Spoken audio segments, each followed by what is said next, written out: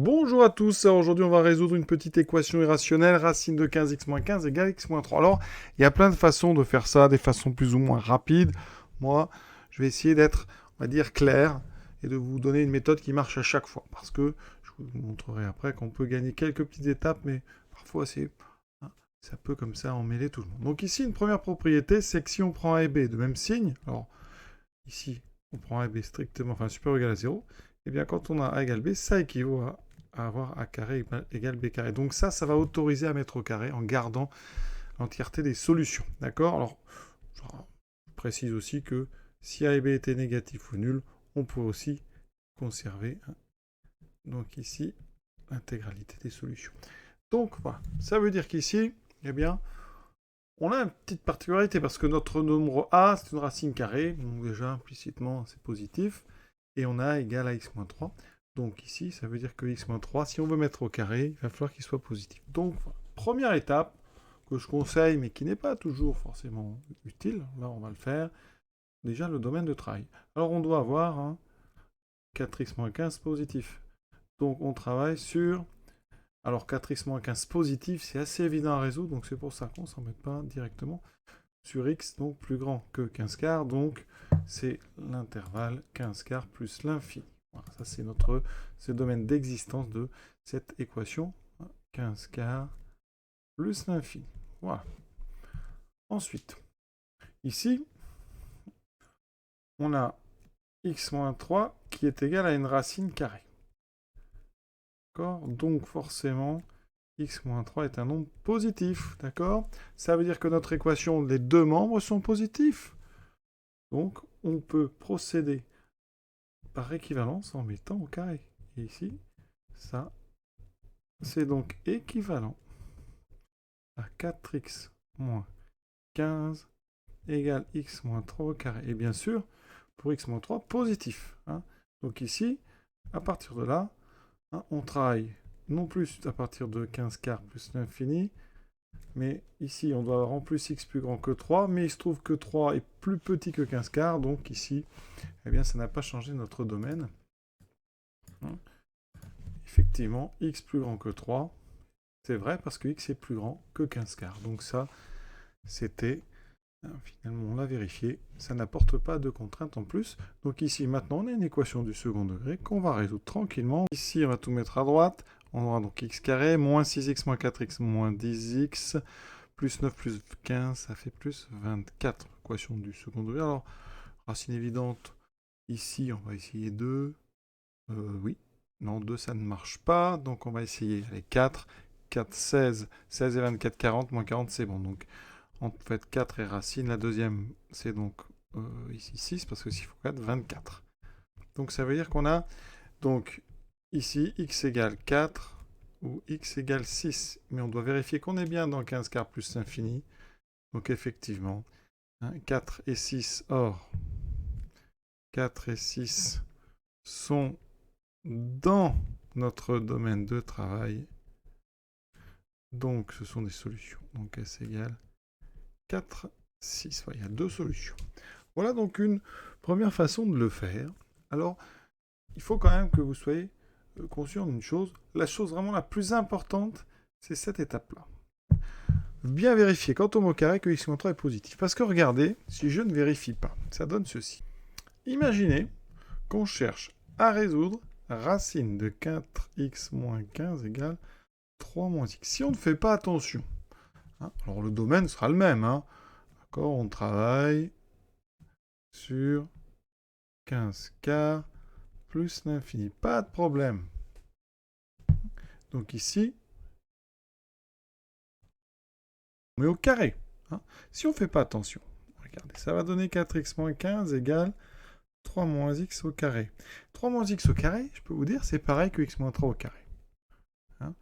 Quand vous développerez, vous aurez exactement le même trinôme x carré moins 10x plus 24 égale 0.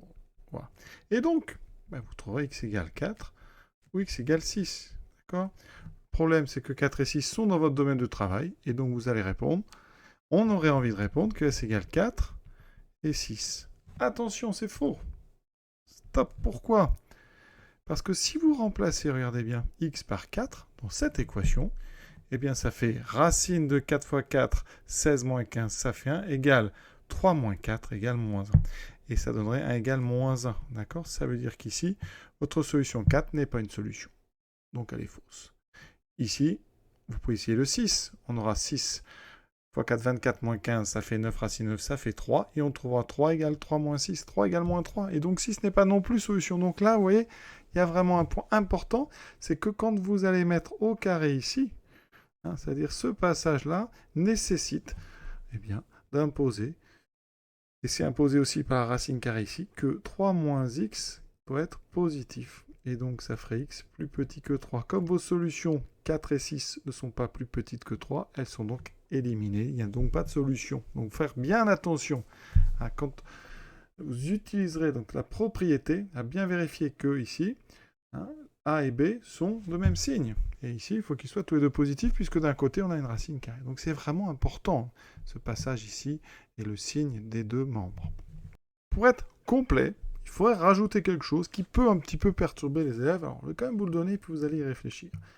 Ici, quand on considère racine carrée de A égale B, hein, c'est sous-entendu que A doit être positif. D'accord? C'est ce fameux domaine de travail. Eh bien, on n'a pas besoin de l'étudier dans ce genre d'équation particulière avec racine de A égale B. Pourquoi? Parce qu'ici, alors évidemment, hein, ça va marcher, la propriété que je vous donne, pour B supérieur ou égal à 0. Ça, c'est l'indispensable. C'est ce fameux x-3 positif qu'il va falloir quand même étudier. À condition d'avoir B supérieur ou égal à 0, eh bien, quand on a racine de A égale B et A positif, eh bien, ça équivaut à une unique chose, à A égale B carré. Alors vous allez me dire, pourquoi? On peut évidemment, vous voyez, aller de gauche à droite. Quand je mets au carré racine de A égale B, je trouve bien A égale B carré. Pour aller de droite à gauche, eh bien ici, effectivement, A, c'est un carré. Donc, l'information A positif, elle y est. Donc, je peux la déduire. Et ensuite, A étant positif, je peux prendre sa racine carrée. Et je trouve bien que B, c'est racine carrée de A. D'accord? Et donc, on a une équivalence ici qui va éviter de résoudre l'équation A supérieur l'inéquation A supérieur égal à 0. Ça peut parfois être utile quand on a des inéquations très très compliquées à résoudre. D'accord? Une fois qu'on a ça, ça veut dire qu'ici, notre racine de 15 de 4x moins 15 égale x moins 3, avec sous-entendu un 4x moins 15 positif, eh bien, ça va être équivalent. Alors ici, eh bien, effectivement, il va falloir s'assurer que x moins 3 est positif. D'accord? Donc, c'est pour ça que, alors ça, c'est la propriété, je vais la mettre à droite. C'est pour ça que quand on fait cet exercice, on peut, ici, avant de mettre au carré, eh bien, on a racine de 15x moins 15 qui est forcément supérieur ou égal à 0. Donc, x moins 3 va être positif. Donc, x est supérieur ou égal à 3. Et à cette condition, eh bien, on a bien la possibilité de mettre au carré en ne conservant que 4x moins 15 égale le carré de x moins 3. D'accord? On obtiendra donc ce fameux trinôme x2 moins 10x plus 24 égale 0, qui nous donnera x égale 4 ou x égale 6.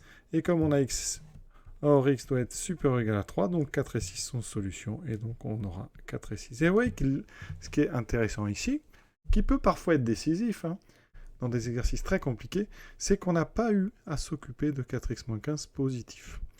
Quand on résout en fait l'équation, vous ne trouverez que des valeurs, ici 4 et 6, qui vont faire que 4x-15, c'est le carré de x-3. Ça sera donc forcément positif. Donc c'est en fait implicite dans la résolution. Alors évidemment, ces choses-là, c'est un petit peu compliqué au début, il y a beaucoup de paramètres. Donc, en général, on se contente de la seule propriété que j'avais mise en haut. Hein, on vérifie que les deux membres ont le même signe. Ça fait peut-être parfois une petite équation à résoudre qui, quand on est en train d'apprendre, est souvent assez simple. Mais vous voyez, quand on a vraiment des grosses inéquations avec vraiment des polynômes qui peuvent être de degré 3 ou 4, on peut s'en sortir grâce à cette propriété un petit peu plus précise qui s'adapte à racine de A égale B. Voilà, c'est ce que je voulais dire. Je vous souhaite une bonne fin de journée à tous. On va peut-être regarder rapidement sur GeoGebra un petit peu ce que ça donne et on s'arrêtera. Voici donc la courbe de racine de 4x-15. Ici, elle est en rouge, en bleu, x-3. Vous voyez que la courbe rouge démarre ici. Ça démarre quand 4x-15 est positif, c'est-à-dire pour x plus grand ou égal à 15 quarts, ça on l'avait vu. Et on trouve deux intersections dont les abscisses seront les solutions. Donc vous voyez qu'on retrouve 4 et 6. Et si j'avais mis à la place, donc pour montrer de x-3, si j'avais mis 3 moins x, eh bien voilà, Le 3 moins x, pardon, il manque un x. Voilà, et vous voyez que la rouge et la bleue n'ont pas d'intersection. Donc c'est l'exemple que je vais montrer quand 3 moins x est négatif dans la zone où la rouge existe. Voilà, cet exercice intéressant est terminé. À très bientôt.